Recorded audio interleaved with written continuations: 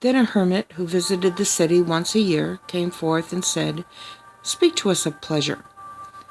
The prophet answered, saying, "Pleasure is a freedom song, but it is not freedom. It is a blossoming of your desires, but it is not their fruit. It is a depth calling on to a height, but it is not the deep nor the high. It is the cage taking wing, but it is not space encompassed. I, in very truth, pleasure is a freedom song, and I fain would have you sing it with fullness of heart, yet I would not have you lose your hearts in the singing. Some of your youth seek pleasure as if it were all, and they are judged and rebuked. I would not judge nor rebuke them. I would have them seek, for they shall find pleasure, but not her alone. 7 are her sisters, and the least of them is more beautiful than pleasure.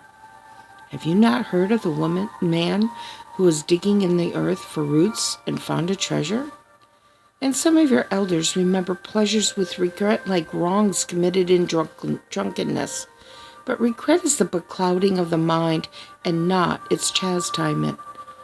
They should remember their pleasures with gratitude as they would the harvest of a summer. Yet, if it comforts them to regret, let them be comforted. And there are among you those who are neither young to seek nor old to remember. And in their fear of seeking and remembering, they shun all pleasures, lest they neglect the Spirit or offend against it. But even in their foregoing is their pleasure, and thus they too find a treasure, though they dig for roots with quivering hands. But tell me, who is he that can offend the Spirit? Shall the nightingale offend the stillness of the night, or the firefly the stars? And shall your flame or your smoke burden the wind? Think you the Spirit is a still pool, which you can trouble with a staff? Oftentimes, in denying yourself pleasure, you do but store the desire in the recesses of your being. Who knows but that which seems omitted today waits for tomorrow?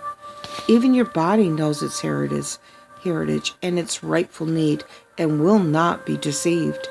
And your body is the harp of your soul, and it is yours to bring forth sweet music from it, or confused sounds.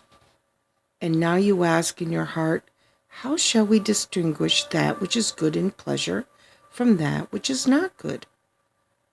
Go to your fields and your gardens, and you shall learn that it is the pleasure of the bee to gather honey of the flower, but it is also the pleasure of the flower to yield its honey to the bee.